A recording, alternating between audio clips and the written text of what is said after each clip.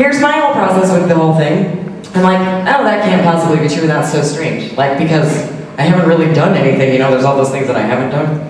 You know, how many of us do that, right? Like, oh, right, I still gotta do that stuff for core, and I never did that, blah, blah, blah, and I'm supposed to write this stuff, and Lee Gillis always told me I'm supposed to write it,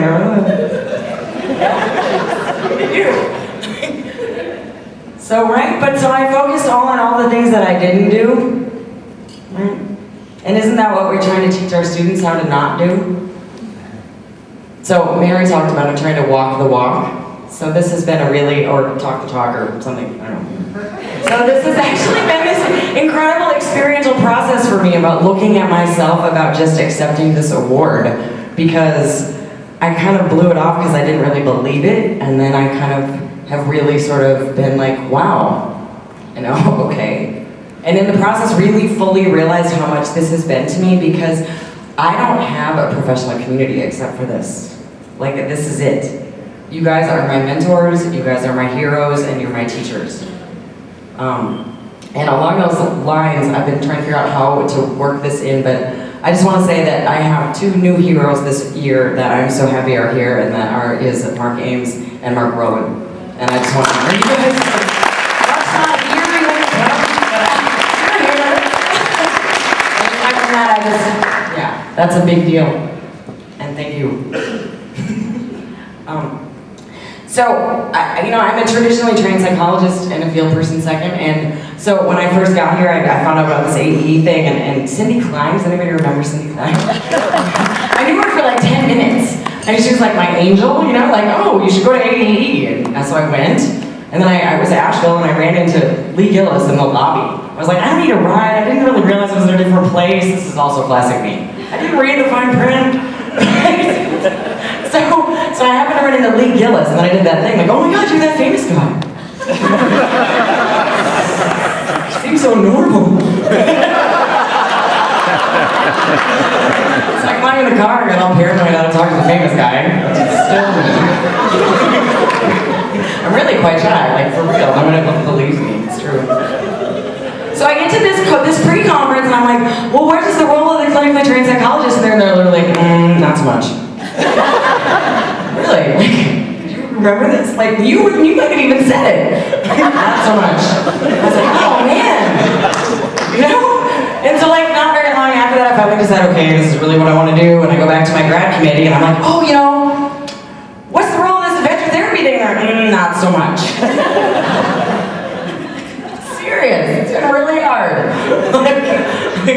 So pushing this rock up the hill the whole entire time, and that's what I mean, like, literally.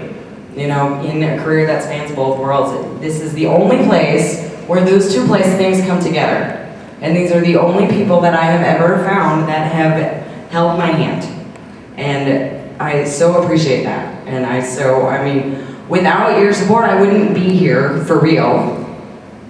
I don't even know if I'd even be in psychology anymore.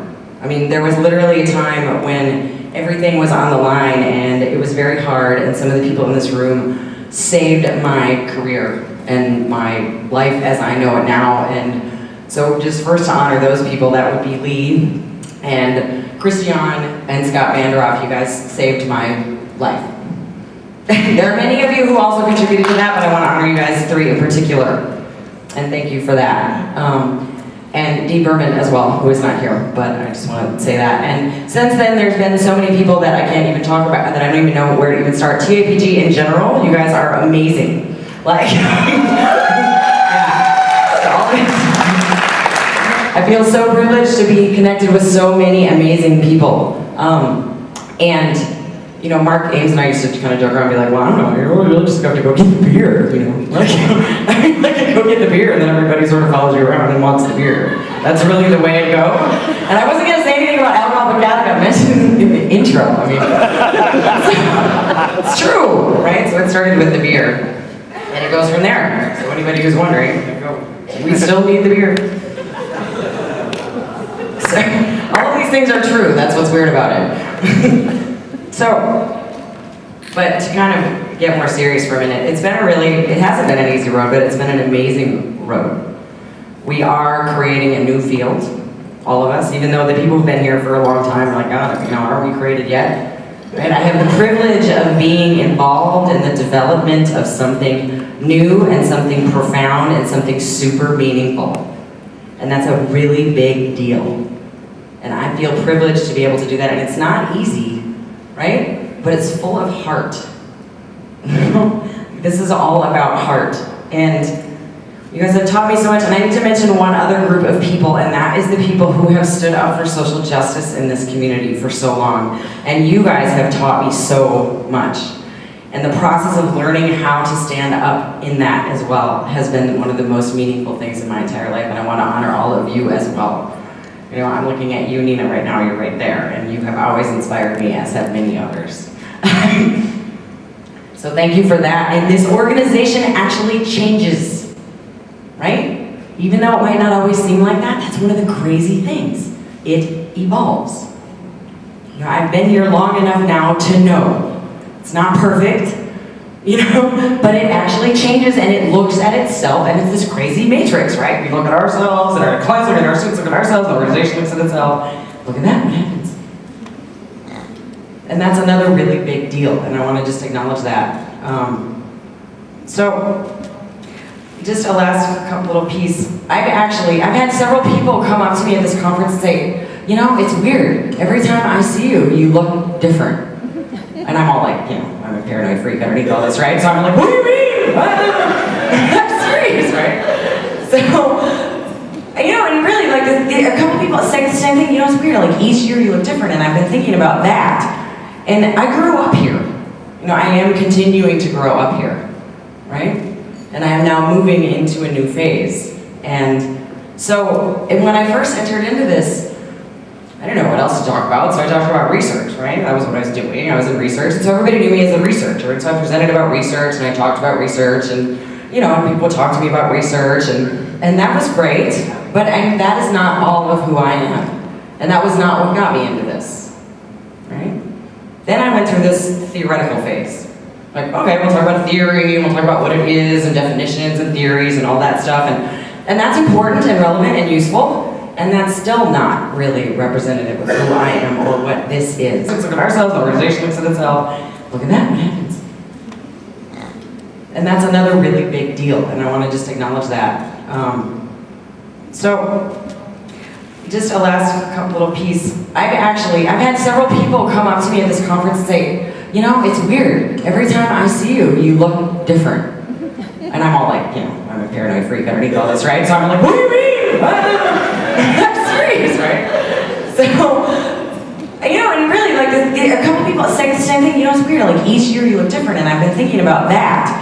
And I grew up here. You know, I am continuing to grow up here, right? And I am now moving into a new phase. And when I first entered into this, I didn't know what else to talk about, so I talked about research, right? That was what I was doing. I was in research, and so everybody knew me as a researcher. And so I presented about research, and I talked about research, and you know, and people talked to me about research, and that was great, but that is not all of who I am. And that was not what got me into this, right? Then I went through this theoretical phase. Like, okay, we'll talk about theory, and we'll talk about what it is, and definitions, and theories, and all that stuff, and that's important, and relevant, and useful, and that's still not really representative of who I am, or what this is, and it's not what got me into this. And I was recently at the Wilderness Therapy Symposium, and Rob Meltzer, who is another amazing mentor of mine, and Gary Ferguson, who many of you know and admire, both got up separately and said, it's time to start focusing on the heart and the soul. And we want this to be about heart and soul again. And it really struck me, and I've been thinking about it ever since, because that's what got me into this, and that's what I want to be about now. Because that's what I've always been about, I've just been too afraid to show you. So, that's what we do best with our clients and with our students. We're about heart and soul, and I want to embody that and really bring that now forward, to bring it all together. So, that is my commitment, and I need your support to do that. And the other piece about that is I've been doing these training things, you know, and so it's kind of a joke, but it's really serious. Like, I've been really saying, you know, this is really a big deal.